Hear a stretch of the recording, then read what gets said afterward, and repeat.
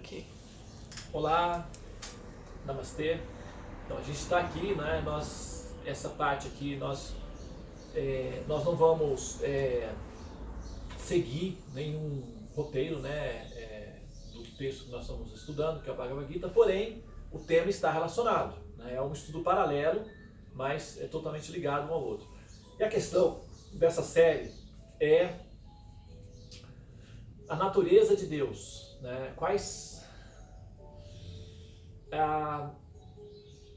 Seria uma espécie de hackear a mente do Supremo para entender como é que funciona a cabeça dele, para ver, assim, primeiramente, se seria válido investir tempo e dedicação a se esforçar por amar uma pessoa que nós, no fundo, não entendemos, não conhecemos, não sabemos do que se trata. Como nós vamos amar uma coisa que nós não conhecemos? Então, não faz, né? Você pode ter a expectativa em relação a alguma coisa que você não conhece, mas amar não é natural isso daí, né? Você, né, ama as coisas que você aprecia e que nós sentimos encantamento com aquela coisa em si, né? Isso é o que aparece no sentido de amor. E se a proposta de todo o conhecimento espiritual disponível no planeta, nos Vedas, nos textos sagrados desse planeta, se a proposta de fato for levar o buscador, ou levar o devoto, ou levar o aluno, o aprendiz, até ao nível de amor a Deus, então é inevitável que se faça uma apresentação, que se apresente esse ser que será o objeto do amor. E essa apresentação tem que incluir, necessariamente, dentro dessa apresentação, características de encantamento desse ser, né? E com isso, claro, vai vir a inspiração para nós nos amarmos esse ser. Então, uma das questões que mais realça nesse processo todo do entendimento de Deus é compreender, por exemplo, porque ele cria o mundo material, né? Essa seria a pergunta, né? A colocação a pergunta que você tinha para fazer, não é? Isso, porque então, por que ele cria o universo material e por que ele cria Brahman também, né? Para criar esse universo material, por que tudo isso? Bom, então aí tenho que fazer uma breve contextualização antes, porque quem você mencionou? Brahma, certo? Brahman é a refulgência do Supremo.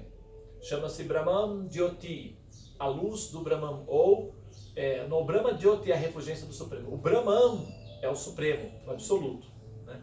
Agora, Brahma é diferente. Sim, Brahma. Brahma tem Brahman e Brahma. Brahma é que construiu o universo, né? Então, Brahma é o arquiteto do universo. Brahman é o absoluto, o supremo, o Senhor Vishnu. Então, Vishnu, ele como é descrito dentro dos Vedas, como acontece? Vishnu, ele se expande em uma forma, ele se expande em 4 formas, chamado Chaturvyuhas. São 4 diferentes formas, tá? E uma dessas formas é conhecida como Mahavishnu. Mahavishnu. Maha, grande. Essa seria a maior. Isso extrapola um pouco, já deixa a coisa engraçada, porque nós estamos falando de Deus, né? Vishnu é a suprema personalidade de Deus. Aí você inclui Mahavishnu. Então Vishnu... tipo, nunca acaba o negócio. Porque veja bem, Vishnu já é o absoluto. Então você inclui o fato de ele ser Maha. Então aí ele fica assim, fica agressivo, né? Nossa. Fica assim, dissolve, né, a nossa pretensão de chegar até. Tipo, né? a prachada já é boa, mas assim, amarra a prachada, né? Amarra a prachada, já fica néctar. Então Vishnu já é o néctar. E Mahavishnu tem o super néctar. Então, na verdade, Vishnu originalmente ele se expande em 4 formas. E uma dessas formas é conhecida como Mahavishnu, ou o grande Vishnu. É uma forma, o adjetivo seria gigantesca, mas vamos deixar assim para não exagerar, para a gente não se perder. É uma forma gigantesca, e dessa forma gigantesca, essa forma gigantesca é uma forma graciosa, ele está flutuando no espaço e adormecido, ele adormece suavemente. E quando ele adormece suavemente, ele sonha. O sonho de Vishnu chama-se Yoga Nidra. Yoga Nidra. E o sonho de Vishnu, o sonho de Vishnu produz em Vishnu um estado de êxtase, um estado de graça, um estado de ternura muito profunda. Por quê? Porque ele visualiza as suas infinitas entidades viventes, que são seus filhinhos, suas filhinhas, são as alminhas, e muitas dessas alminhas, uma quantidade muito grande dessas alminhas, já estão meio que madurinhas, e já estão, assim, tentando se comunicar com ele. E isso produz um estado de êxtase, de amor muito profundo em Deus. É como, por exemplo, você imagina que você tem um filhinho, uma filhinha, e esse filhinho, essa filhinha, né, tá falando as primeiras palavrinhas, aquelas palavrinhas entrecortadas, papai, mamãe, tá querendo falar os nomezinhos, tá tentando se comunicar. Num ambiente onde tem uma criança assim, todos ficam encantados, não é assim? A gente tem a experiência aqui com o nosso Bhakta Zaki, né, que é o pequenininho. O Zakizinho. O Zaki, ele está aprendendo a falar agora, não é? Quando ele chega, o que nós tentamos fazer com ele? Estimular ele aqui. A falar, a conversar. Por que nós fazemos isso? Porque produz um êxtase, produz um prazer muito intenso. Agora, você imagina o êxtase que uma mãe não sente ao filhinho falar, a filhinha falar pela primeira vez mamãe. Como é a sensação? É uma sensação intensa de amor. Se ela pudesse, se uma mãe ou um pai pudesse eternizar um momento para viver aquele momento muitas vezes num loop infinito, seria esse momento. O momento em que o filhinho, a filhinha fala pelas primeiras palavrinhas, né? Papai, mamãe. Esse momento é tão intenso de êxtase que, se pudesse ser eternizado, eu acho que os pais ficariam presos num loop do tempo eterno, nesse momento, só para desfrutar e curtir esse momento vezes e mais vezes. Isso é muito natural. Eu passei por essa experiência. Eu tinha o meu filho, né, Krishna Gopala, bebezinho, e eu ficava tentando, o tempo todo tentando que ele se comunicasse comigo. Que eu saía para trabalhar, ele estava dormindo. Quando eu voltava, ele estava dormindo. Então eu me sentia frustrado, porque eu queria me comunicar com ele, eu queria que ele se comunicasse comigo.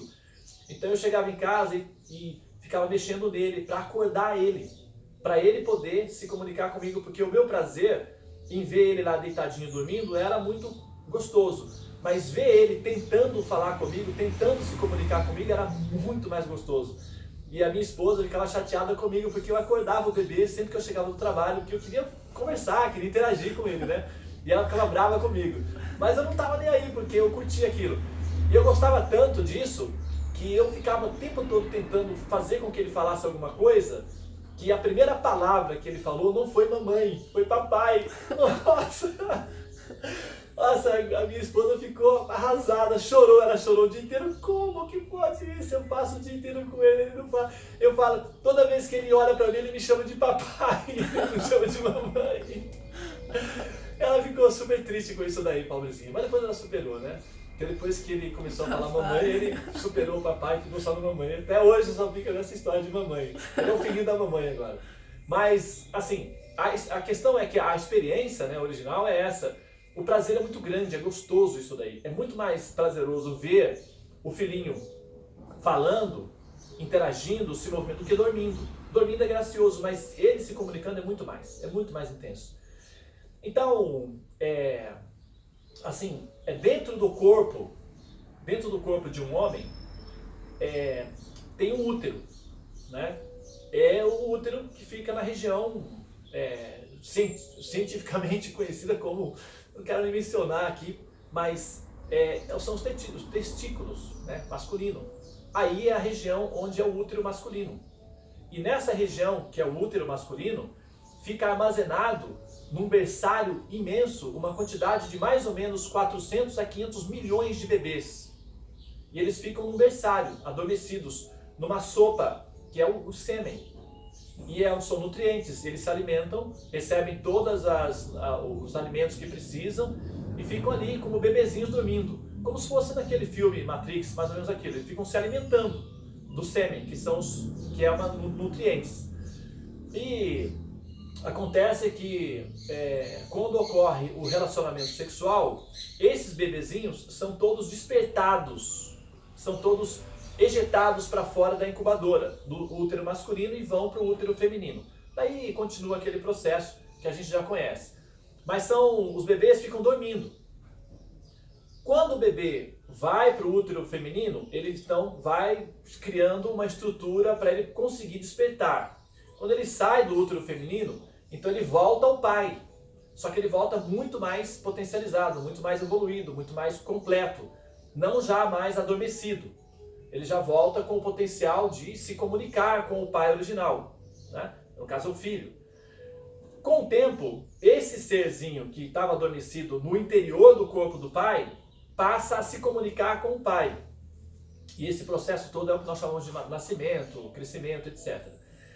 Então, o pai em si, ele prefere um pai amoroso, um pai normal, né, de amor. Ele prefere muito mais o filho acordado, fora de si, se relacionando com ele, do que ele dormindo dentro de si. Você entende? Então, da mesma forma, o Senhor Supremo,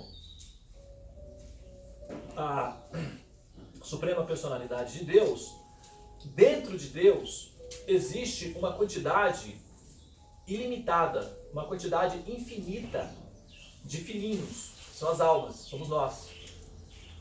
Entende?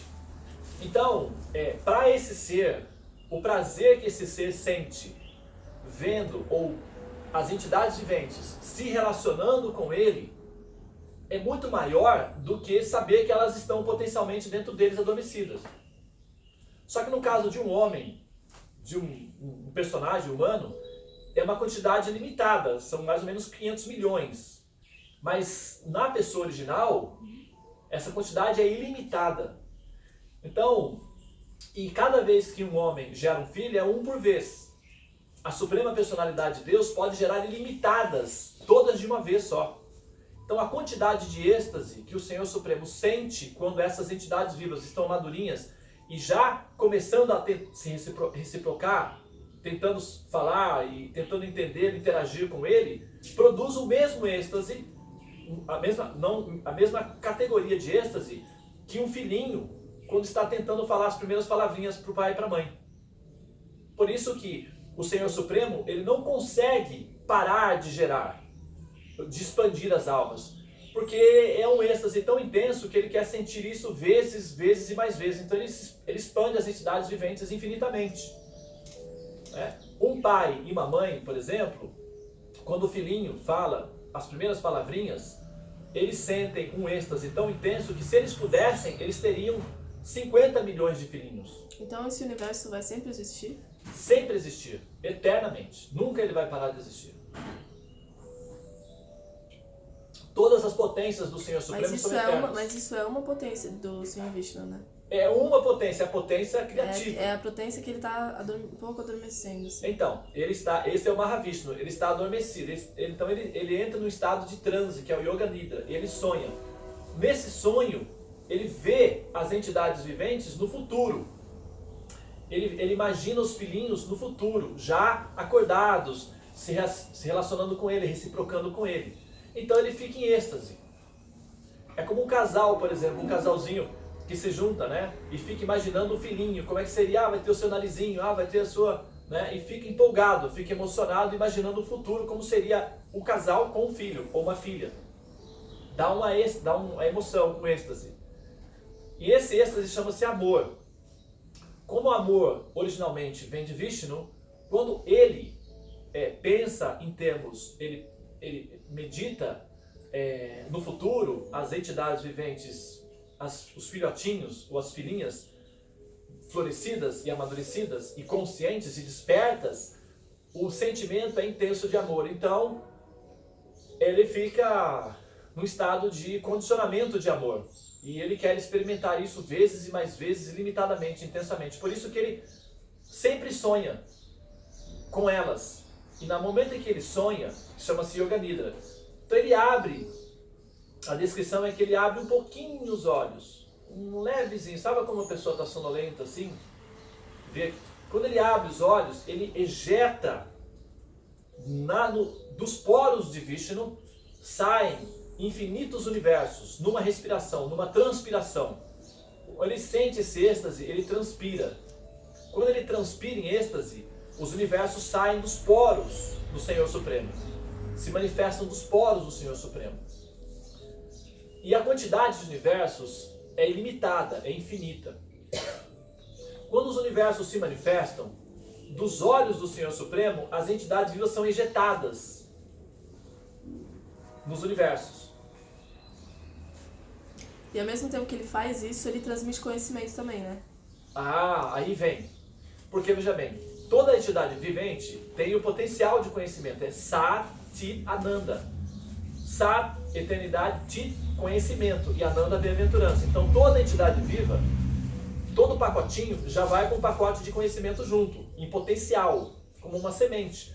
Uma semente de trigo já vai com o potencial do pão dentro dela. E seria o conhecimento de Vishnu, né? O conhecimento original, o conhecimento... Que é o único conhecimento, na verdade, que existe. Na verdade, é o único conhecimento real. Os outros seria a árvore verdadeira, o seria o reflexo da árvore. Exatamente. Todos os conhecimentos que se manifestam como consequência do fato de haver existência são terapias para levar o ser ao conhecimento original de Vishnu, que é a motivação para haver a existência, porque há a existência, e o fato de haver a existência implica o porquê há a existência, porque poderia não haver a existência. E aplicando o princípio de que há existência, você tem que encontrar uma razão porque isso partiu, né, se fundamenta. E nesse ponto é que nós nos deparamos com o conceito de Deus. E os Vedas descrevem esse conceito de Deus dessa maneira, que é uma maneira assim, que é a maneira mais, vamos dizer, completa que nós temos acesso de informação em termos de escrituras sagradas e revelações, né? E quando Vishnu, então, se expande as entidades, os infinitos, ilimitados planetas, ele se expande mais uma vez.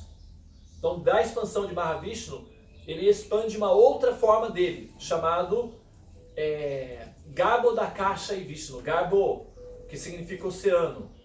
Então, é uma forma dele mesmo, é ele mesmo, que ele entra em cada universo. Cada universo é como se fosse um ovinho, uma bolhazinha. Inclusive, os cientistas atualmente fizeram a forma do universo, é uma forma meio oval mesmo, assim, parecendo um ovo deitado mesmo, né? E essa é a forma que os Vedas descrevem o universo, que é uma forma de um ovo. Então, a metade desse ovo é dourado. Os universos têm tonalidade dourada. Então, na metade desse ovo, ele é coberto por água, e a outra metade é vazia.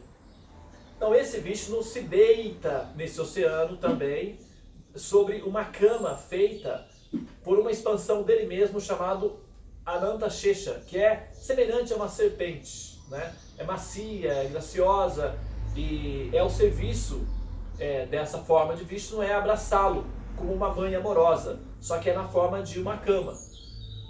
Então Vishnu se deita, Lakshmi, que é a potência feminina de Vishnu, também está junto com ele. Eles estão conversando.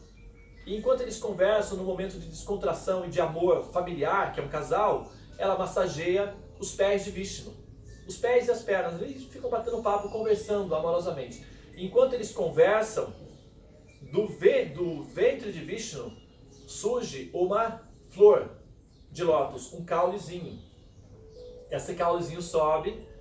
Ele, na verdade, ele está oferecendo para Lakshmi, a potência dele de amor, uma flor de lótus de amor, que são os filhinhos dela, as entidades viventes, né? Um homem, por exemplo,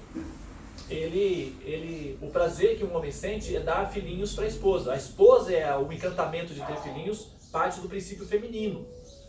o homem fica encantado devido ao encantamento da esposa, que deseja muito ter um filhinho. Esse é o processo natural que se dá. Quem incentiva, de fato, para receber filhinhos é o princípio feminino, e ele abriga os filhinhos.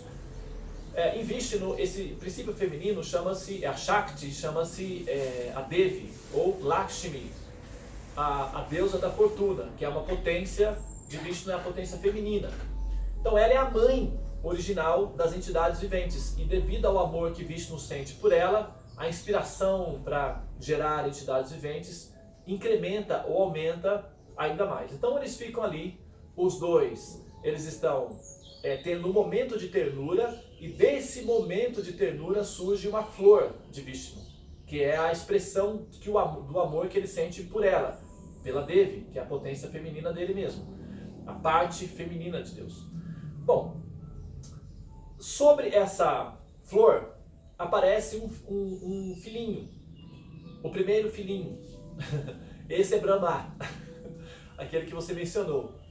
Então esse Brahma, ele aparece ali no topo da flor de lótus, e no momento em que ele aparece nessa flor, ele percebe a si mesmo como existência, e ele faz a primeira pergunta: o que é isso? Quem eu sou? Como é que eu vim parar aqui? E ele olha ao redor dele, ele vê tudo escuridão. Ele vê tudo escuridão, e ele fica com medo, ele se assusta. O que ele faz? Ele entra na flor de lótus. Ele entra na flor de lótus e ele vai tentando encontrar a raiz daquela flor, da onde é que ele veio. É tipo alguém que entra, né? E aí ele encontra Vishnu? Tá numa sala e aí tem um duto de ar e entra por aquele duto para ver se vai dar em algum lugar. Só que Brahma vai longe e não acha nada, que é infinito. Aí ele retorna para a flor e ele fica lá olhando para aquele espaço todo vazio, um espaço infinito, e ele um pouco assustado, né? É como uma criança, né? Por exemplo, imagina um casal que foi para o cinema e deixou o filho em casa dormindo. Aí o filho coloca aí 7 aninhos, 8 aninhos, acorda de noite, chama, papai, mamãe, não tem ninguém em casa. O que ele faz? A criança faz, fica com medo. Qual é a reação dela? Se esconde ou embaixo da cama, ou então se esconde embaixo do cobertor, não é assim? Seria uma reação natural de uma criança que se vê sozinha num lugar, sim, sim. Ela se sente assustada. Essa foi a reação natural de Brahma.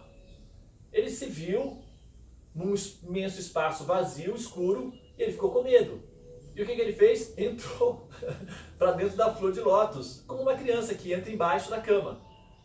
E ficou assim por um longo tempo, até que finalmente Vishnu se manifesta para ele e diz para ele o seguinte: fala um som, porque tudo começa pelo som.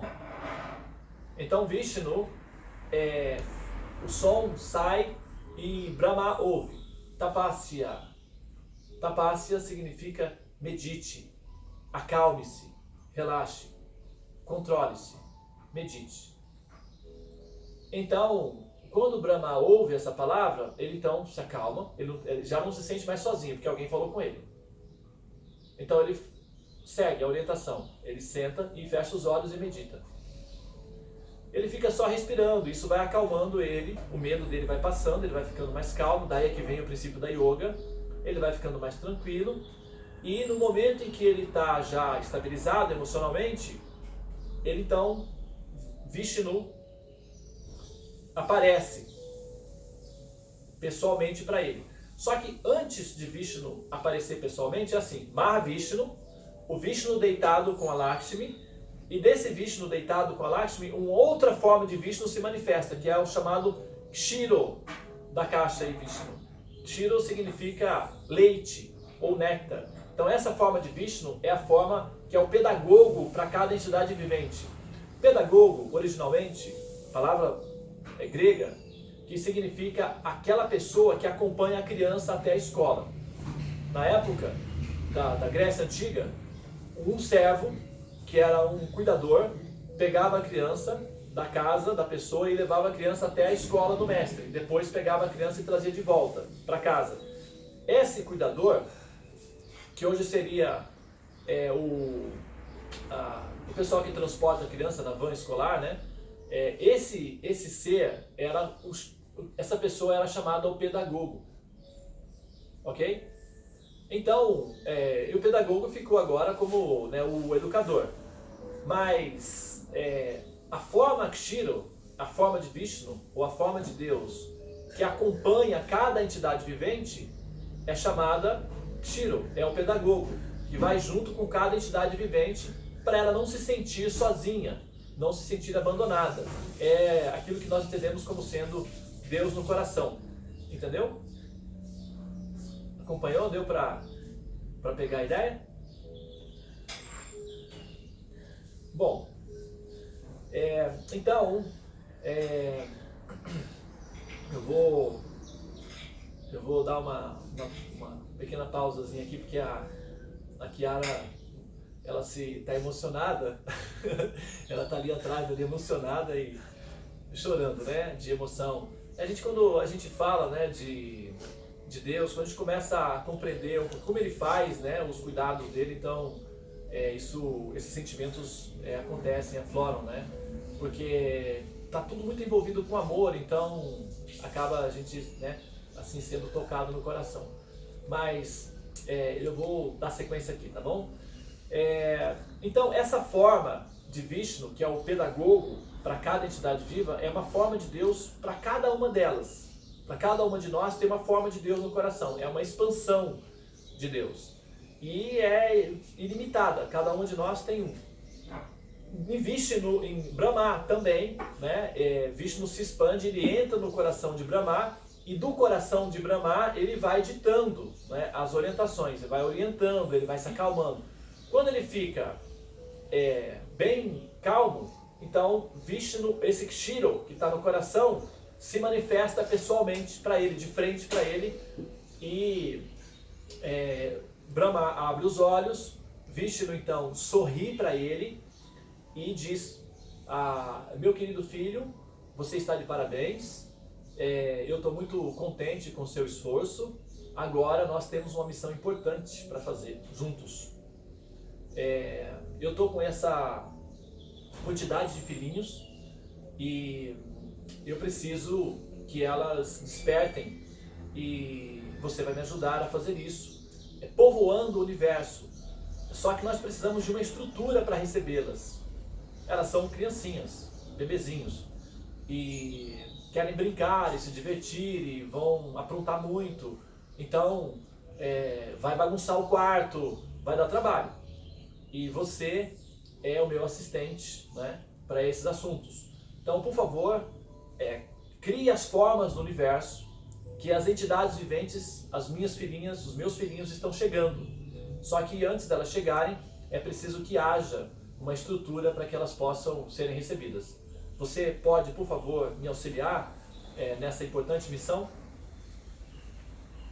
Brahma fica encantado com a beleza, a graciosidade, a gentileza, a educação daquele ser, que é o primeiro ser que ele vê e que se apresenta como eu sou a fonte criadora de você. Então eu sou o seu pai e você é o meu filho mais experiente.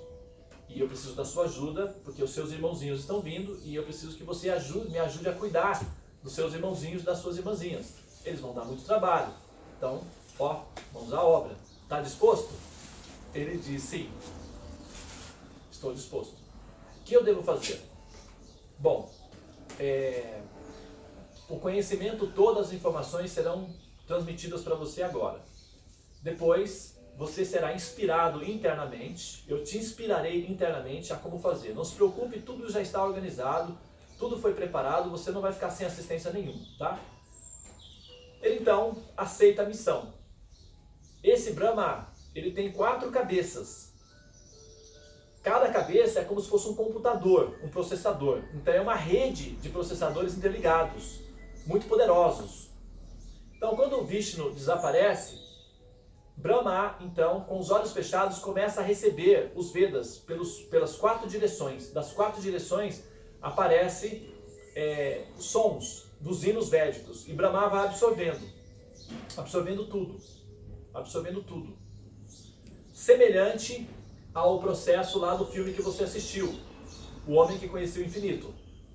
Você lembra da parte em que o Ramanujan faz os yantras, as formas geométricas, a geometria sagrada no chão? Aí, quando ele terminava de realizar a geometria sagrada no chão, Ele olhava para a deidade. o que acontecia? Ele recebia os conhecimentos da Devi, entendeu? Por isso que na cultura védica, as mulheres, pela manhã, o que elas fazem? Mandalas na frente da casa. Essas mandalas na frente da casa são a adoração a Deus, convidando a Devi para entrar. Por isso que na Índia, olha só que interessante. Quer ver? Olha só. Cada local tem os seus produtos, a sua produção, né, mais proeminente. Por exemplo, no Brasil, qual é a produção mais característica? Jogador de futebol e samba. Né? Todo mundo no Brasil, samba, Ronaldo, vai na Índia. Você fala, eles perguntam, where are you from? Não, primeiro eles fazem assim, ó, quem for para a Índia já é uma curiosidade engraçada. Já se acostume. Vai chegar lá na Índia, os indianos vão encarar você, vão olhar para você, vão sorrir, vão ficar aquele sorrisinho assim. Depois eles vão se aproximar de você e vai fazer uma pergunta, que é a pergunta que todos eles fazem. Where are you from? Aí você fala, I'm from Brazil, eu sou do Brasil. Ronaldo. Oh, Ronaldo, Neymar, Kaká. Aí vai descrevendo tudo, o jogador de futebol e samba e tal. É isso, é o produto brasileiro, né? Ok. Agora, nos Estados Unidos, qual é o produto dos Estados Unidos?